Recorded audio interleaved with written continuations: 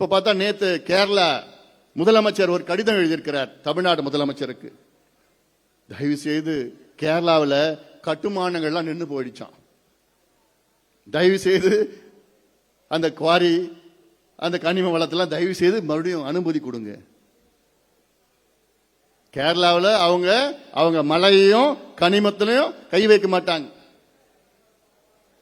அவங்க ஆத்துலயும் மலையிலையும் கை வைக்க மாட்டாங்க. கர்நாடகாவிலையும் கை வைக்க மாட்டாங்க. ஏன்னா அவங்களாம் பாதுகாப்பாங்க. ஆனா நம்ம இழிச்சவன், நம்ம அழிக்கலாம். எல்லாத்தையும் அழிச்சு ஒழிச்சு மலையை ஒழிச்சிடலாம், அழிச்சிடலாம், எல்லாத்தையும் நாசப்படுத்தி கேரளாவுக்கு ஏற்றுமதி பண்ணி கர்நாடகா ஏற்றுமதி பண்ணி அங்க கட்டுமானத்துக்கு அதெல்லாம் நிச்சயமா கூடாது. தடை பண்ணுங்க. அதனால இது ஒவ்வொன்றாக நாங்க நல்ல யோசனைகள் தமிழக அரசுக்கு நாங்கள் சொல்லி வருகின்றோம்.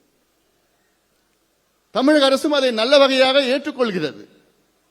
இதுதான் நல்ல ஒரு அரசியல். இதுக்கு முந்தைய காலத்தில் எவ்வளவு யோசனைகளை செஞ்சோம், சொன்னோம். ஆனா அவங்க எல்லாம் எங்களுக்கு தெரியும்,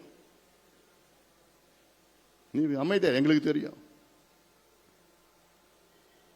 இப்படி எல்லாம் இருந்த நேரம் இப்ப நம்ம சொன்னா அவங்க ஏத்துக்கிறாங்க, ஏத்தி மாற்றங்களை கொண்டு வருகிறார்கள்.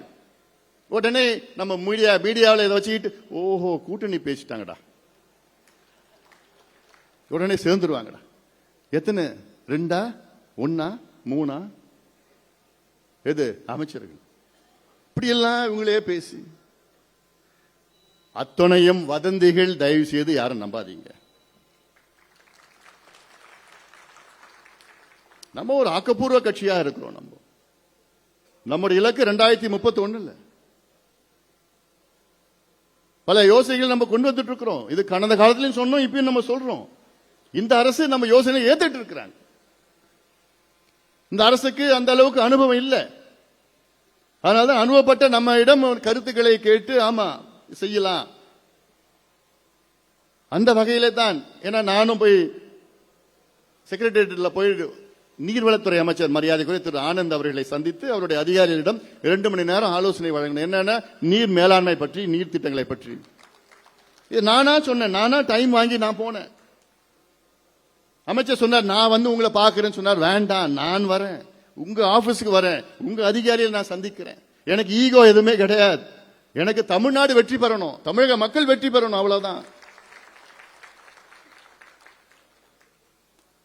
அந்த வகையிலே தான் போய் ஆலோசனை எல்லாம் கொடுத்தோம். அது ஃபாலோ அப் இருக்கும். நீங்க சட்டமன்றத்தில் ஏதோ முனைவர் சௌமியா மட்டும்தான் இல்ல, நம்ம கிட்ட இன்னும் 3 சிங்கக்குட்டிகள் இருக்கு.